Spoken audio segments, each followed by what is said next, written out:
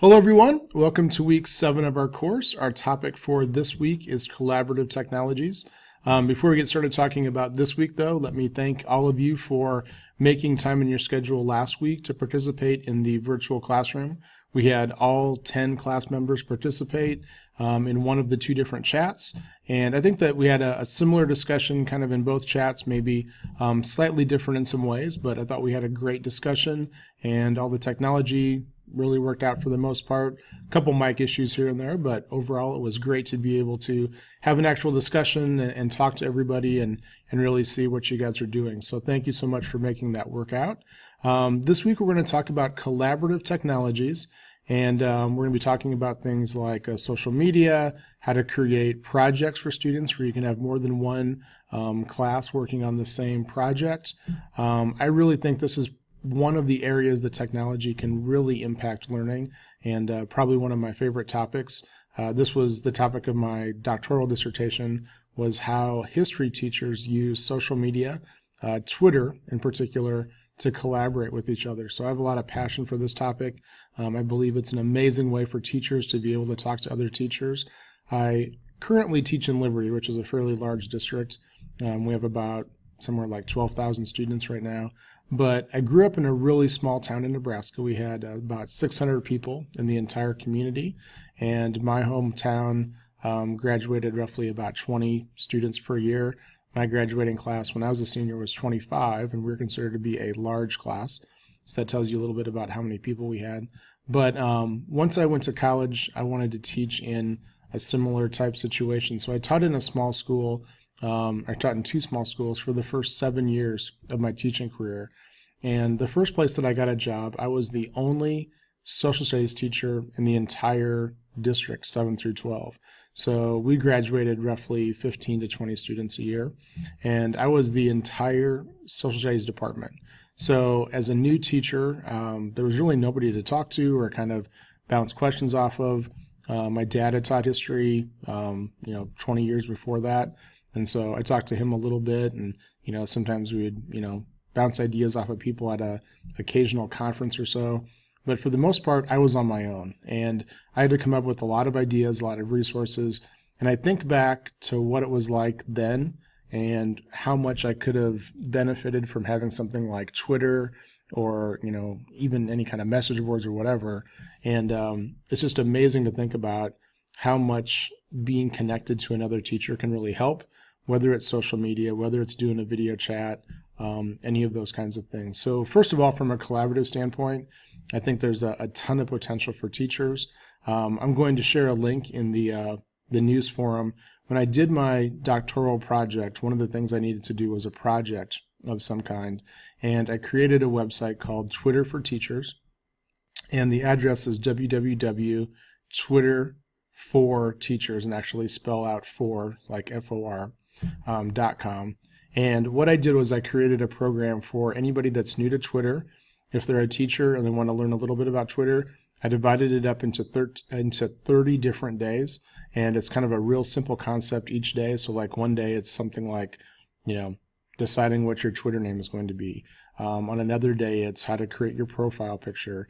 And then it gets more involved as you get into some of the later days on how to participate in an ed chat, how to participate in an online Twitter discussion, things like that. So I'll put that link up there if that's of interest to anybody. We put it up last year when I got my dissertation finalized, and we've had some schools in Canada use it. I know there's a couple districts in Texas that use it for PD.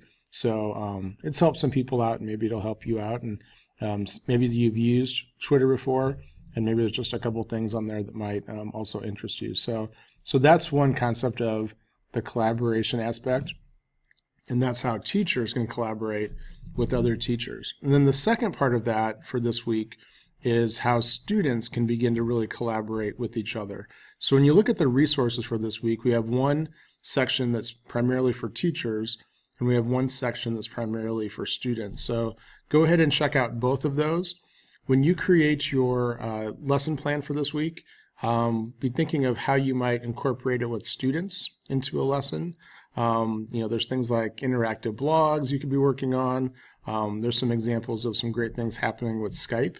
Skype has a Skype in the Classroom program, and they have a whole bunch of ideas on how teachers can use Skype to collaborate. I've done that in the past. We've done things with 8th grade history classes in different parts of the country and collaborated on Skype, and it's really been a pretty positive experience. We did something a couple years ago where every Monday I would give my students a controversial article to read, and then on Friday we'd kind of debate the topic a little bit. And for a while on Twitter I was putting down what link we were using, and then there were some other teachers that were kind of doing the same thing. And so we had a classroom in Minnesota that was doing essentially the same thing, and they began using the same article. And so what we did was we had our students get together on Fridays, and they would debate the topic. It was always something kind of controversial. And at the beginning of the Skype call, we would do rock, paper, scissors to see who would get to pick which side they wanted to defend. And then they would defend their side. We'd shut off the mic, and then we'd have our classes kind of get together for a rebuttal. And then we would have somebody give a rebuttal from each side as well. So we've done some collaborative things like that. It's been really good. As far as some other collaborative projects we've done in the past, we have done some collaborative blogs, which has been really cool. Because a collaborative blog then can provide all these students the opportunity to give their own comments and own feedback. And when you have a blog, you can add things like video and pictures and links and all that kind of stuff. We did kind of an pretty involved project using an historical novel called Guerrilla Season, which is about Missouri during the Civil War. And we did it for a couple years. I had some teachers from different parts of the country follow on our blog. And then gradually they started to ask if they could participate in the same thing. So kind of a long story, but we had a class from California join us, and one aspect of the book talks about how during the Civil War in this area, if you belonged to, if you supported the Union, for example, potentially there was times when somebody that was anti-Union might come in and burn down your farm or take away parts of your family, stuff like that. And so we talked about, what would it be like if you only had 5 minutes to decide what you wanted to save from your house because it was being set on fire by somebody that opposed your political views.